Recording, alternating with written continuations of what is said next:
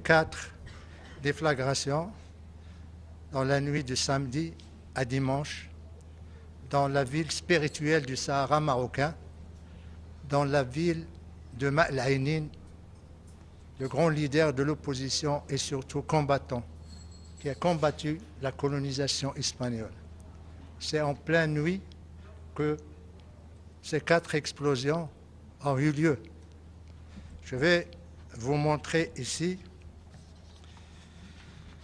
C'est une ville qui est connue pour sa sérénité, pour la qualité de sa vie et surtout pour le pacifisme de ses populations civiles.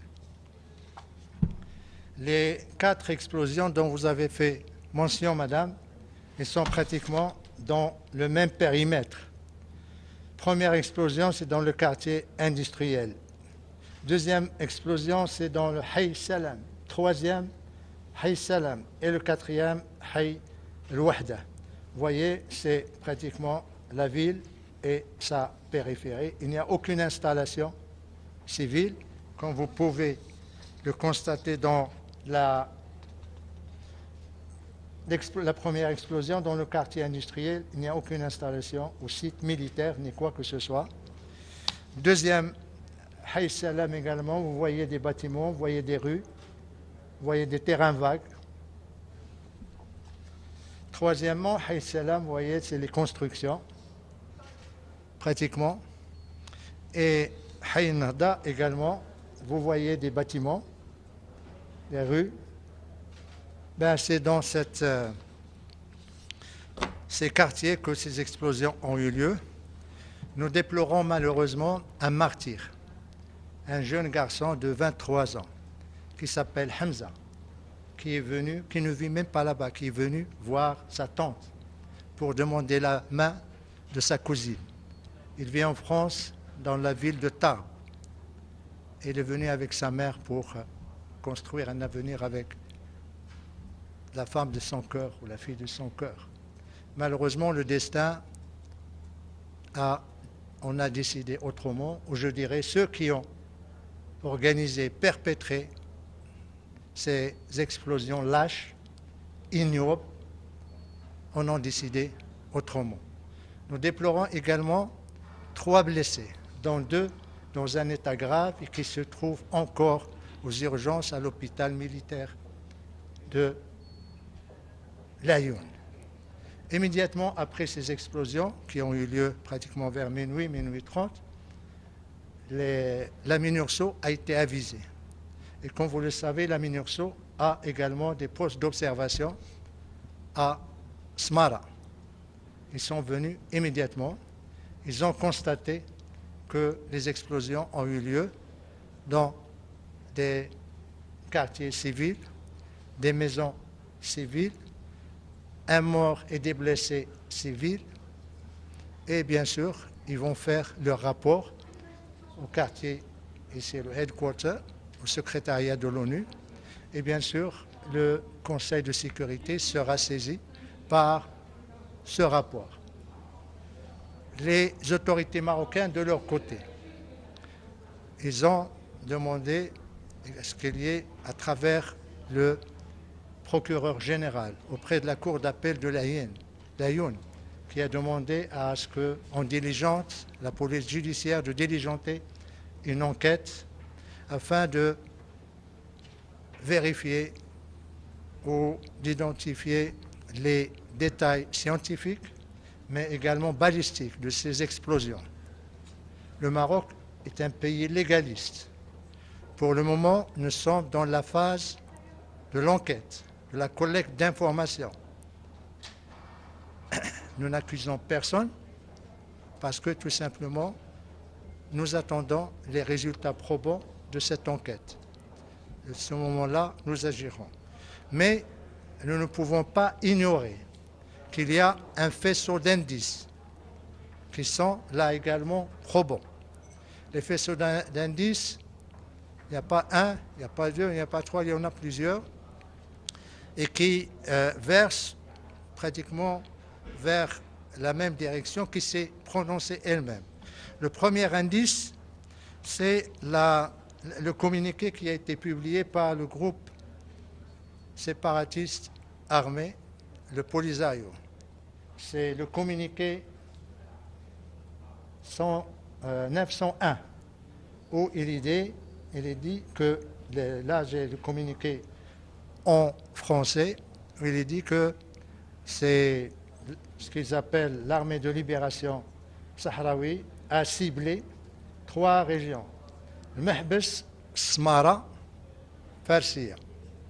Smara, il parle d'explosions et de projectiles qu'ils ont lancés dans la nuit de samedi à dimanche. Premier indice. Et là, c'est un communiqué officiel du Polisario. Deuxième indice, lorsque les radios et les télévisions du monde, les agences de presse ont commencé à parler de ces explosions, le Polisario, et en le citant, à aucun moment, il n'a démenti. En l'absence de démenti de sa part, tout le responsabilise et tout indique que, effectivement, son silence confirme que c'est eux qui sont derrière ces explosions. Comment pourrions-nous qualifier tout en attendant les résultats et les conclusions de l'enquête de la police judiciaire de la Younes Smara? Nous savons que le droit international, le droit humanitaire international, les résolutions des conseils de sécurité qualifient toute attaque ou tout ciblage des civils ou des villes civiles comme acte terroriste, comme acte de guerre. Et bien sûr, ça suppose des conséquences et des responsabilités.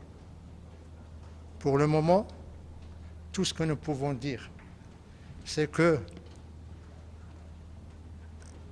ces attaques ou ces explosions, cette victime innocente, que j'appellerai Shahid, qui a attristé tout le Maroc, ne resteront pas impunis.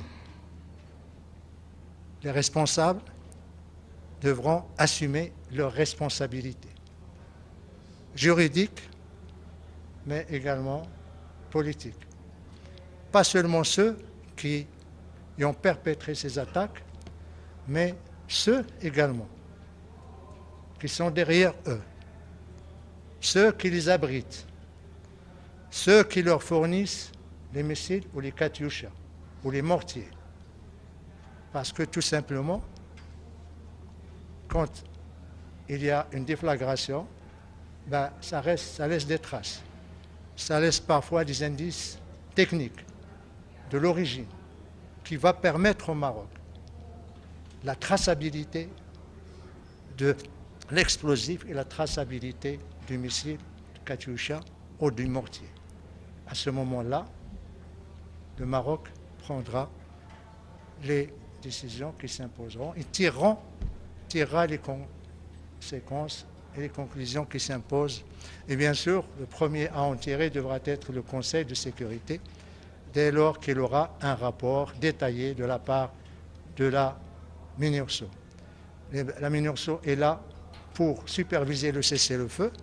Le cessez-le-feu a été rompu il y a maintenant 2 ans, quelques mois.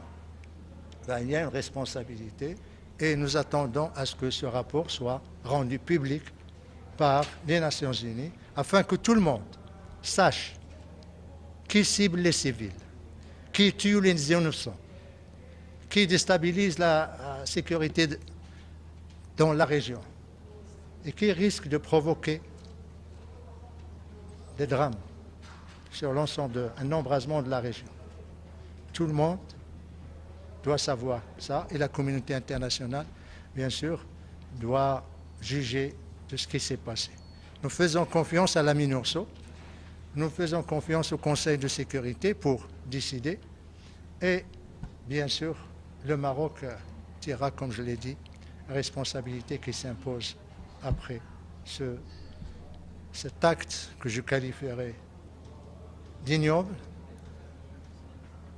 et d'acte terroriste, condamnable. Deuxième question, ouais,